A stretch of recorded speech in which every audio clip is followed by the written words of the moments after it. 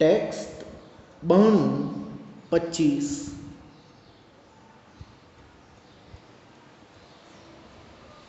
ચોપડીમાં 92મા પાના પર 25મો દાખલો.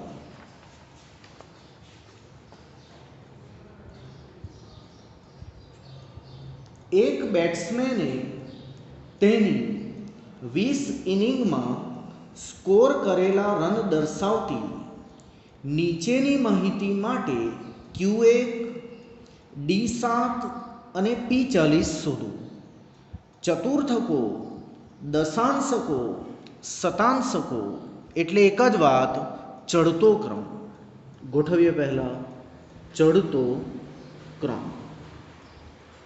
9, 10, 10, 14, 28, 29, 31, 32, 40, 47, 53, 54, 60, 62, 63, 67, 71, 80, 96, 148. ચડતો ક્રમ ગોઠવ્યો. મારે પ્રશ્ન પૂછવો પડે, આપેલી માહિતી અવર્ગીકૃત છે કે વર્ગીકૃત?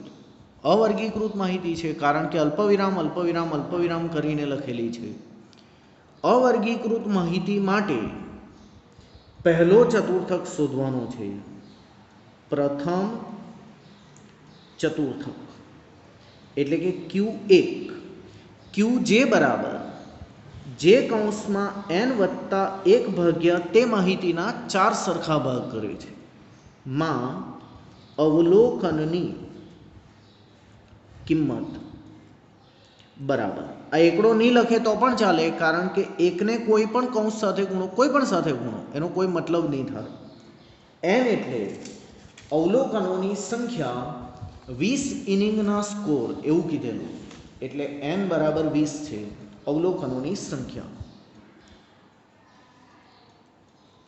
20 + 1/4 માં અવલોકનની કિંમત બરાબર 21/4 માં અવલોકનની કિંમત બરાબર 5.25 માં અવલોકનની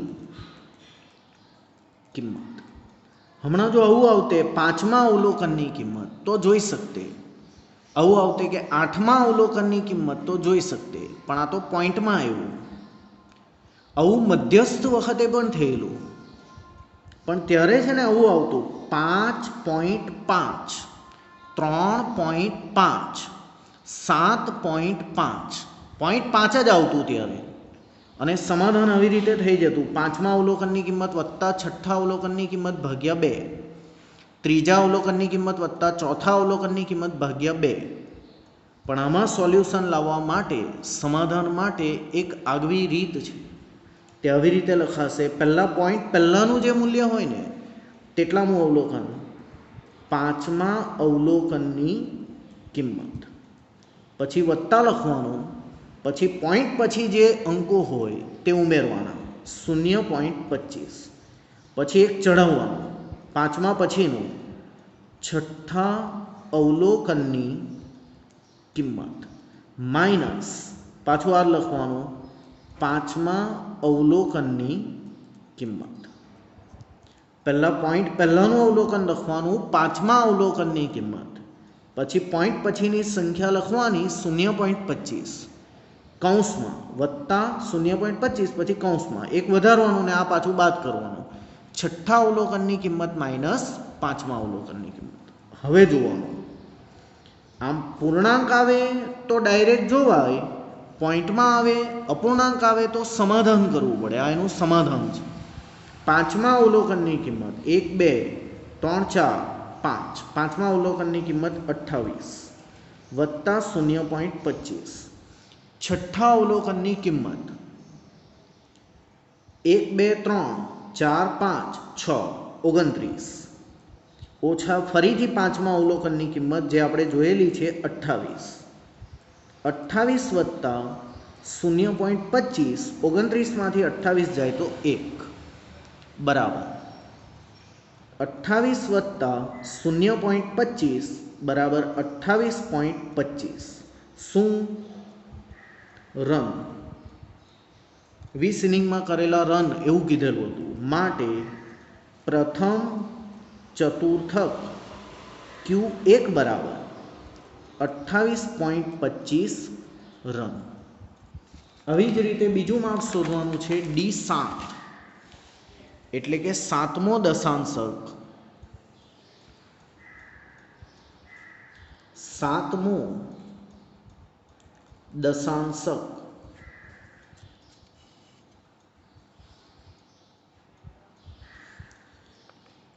D7 બરાબર 7 કૌંસમાં n વત્તા 1 ભાગ્યા દશાંશકો માહિતીના 10 સરખા ભાગ કરે છે તેથી છેદમાં 10 માં અવલોકનની કિંમત બરાબર 7 કૌંસમાં n એટલે 20 હતા વત્તા 1 ભાગ્યા 10 માં અવલોકનની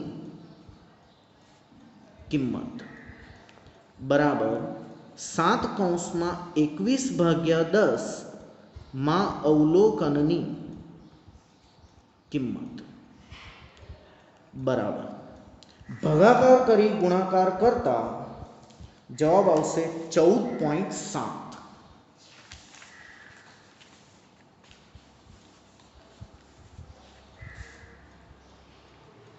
14.7 માં અવલોકનની કિંમત। હવે અહીંયા પૂર્ણાંક આવતે તો જોઈ શકાય કે 14માં અવલોકનની કિંમત 11માં અવલોકનની કિંમત 7માં અવલોકનની કિંમત પણ આ જોવાતું નથી મધ્યસ્થમાં આવતું ને ત્યારે 0.5 જ આવતું 14.5 તો પછી આવી રીતે સમાધાન થતું 14માં અવલોકનની કિંમત વત્તા 15માં અવલોકનની કિંમત ભાગ્યા 2 પણ આની સમાધાનની પદ્ધતિ કંઈક અલગ છે તમે સાંભળો પહેલા પોઈન્ટ પહેલાનું લખવાનું 14માં અવલોકનની કિંમત પછી આ પોઈન્ટ પછી જે અંક હોય તે લખવાનો વત્તા 0.7 હું 0.7 લખું કે 70 લખું બધું એક જ કહેવાય કૌંસમાં હવે એક ચઢાવવાનું 14 પછીનું 15માં અવલોકનની કિંમત માઇનસ 14માં અવલોકનની કિંમત આ સમાધાનની આઈડિયા છે પૂર્ણાંક આવે તો ડાયરેક્ટ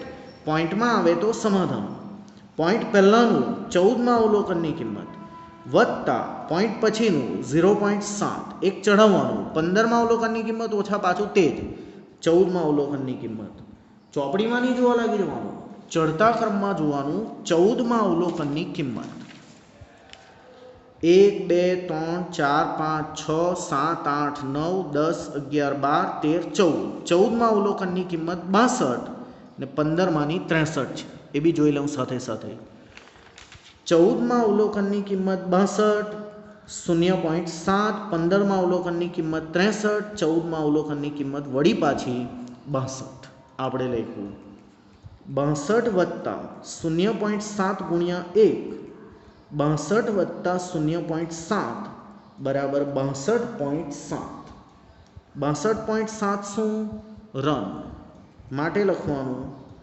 સાતમો દશાંશક બરાબર 62.7 રન। ત્રીજો પ્રશ્ન છે 40મો શતાંશક શોધવાનો 40મો શતાંશક એટલે કે P40 શોધવાના Pj બરાબર જે કૌંસમાં n વત્તા 1 ભાગ્યા આ વખતે છેદમાં 100 માં અવલોકનની કિંમત બરાબર કેટલી ઇનિંગ 20 અવલોકનો હતા 20 વત્તા 1 ભાગ્યા 100 માં અવલોકનની કિંમત બરાબર 40 કૌંસમાં 21/100 માં અવલોકનની કિંમત બરાબર ભાગાકાર કરી ગુણાકાર કરતા જવાબ આવ્યો 8.4. 8.4 માં અવલોકનની કિંમત. હવે પૂર્ણ અંક આવેલો હોત તો ડાયરેક્ટ જોવાય, 8મા અવલોકનની કિંમત, 6ઠ્ઠા અવલોકનની કિંમત, 9મા અવલોકનની કિંમત. પણ આવી રીતે પોઈન્ટમાં આવે ત્યારે સમાધાન કરવું પડે. મધ્યસ્થ વખતે આવે ને તો આવું જ આવે, 5.5, 3.5, 8.5, 0.5 જ આવે હંમેશા. એટલે આપણે આવું સમાધાન કરતા હતા, 8મા અવલોકનની કિંમત વત્તા 9મા અવલોકનની કિંમત ભાગ્યા 2. પણ આમાં એવી રીતે નહીં ચાલે. આમાં એક આખી લાંબી પ્રક્રિયા છે, કરીએ જરા. પહેલાં પોઈન્ટ પહેલાંનું લખવાનું, 8મા અવલોકનની કિંમત વત્તા પોઈન્ટ પછીનો અંક લખવાનો 0.40. 40 લખવું કે 4 લખવું બધું એક જ કહેવાય. એક વધારવાનું, 9મા અવલોકનની કિંમત માઇનસ 8મા અવલોકનની કિંમત. પહેલાં પોઈન્ટ પહેલાંનું લખવાનું, 8મા અવલોકનની કિંમત વત્તા પોઈન્ટ પછીનું જે સંખ્યા હોય તે લખવાની 0.4, એક ચડાવવાનું, 9મા અવલોકનની કિંમત માઇનસ 8મા અવલોકનની કિંમત. હવે ચડતા ક્રમમાં જોતા 8મું અવલોકન ને 9મું અવલોકન બેવ સાથે જોઈ લઈએ. 1, 2, 3, 4, 5, 6, 7, 8, 32 અને 40. 32 વત્તા 0.40, 40 ઓછા 32. 32 વત્તા 0.40 કૌંસમાં 8, 32 વત્તા ગુણાકાર કરતા 3.2 બરાબર 35.2. શું? રંગ માટે જવાબ લખવો પડે 40મો શતાંશક P40 બરાબર 35.2 રન. એટલે કે હવે હું તમને સમાધાન કરવું પડે એવા બે દાખલા સમજાવવાનો પ્રયત્ન કરું છું.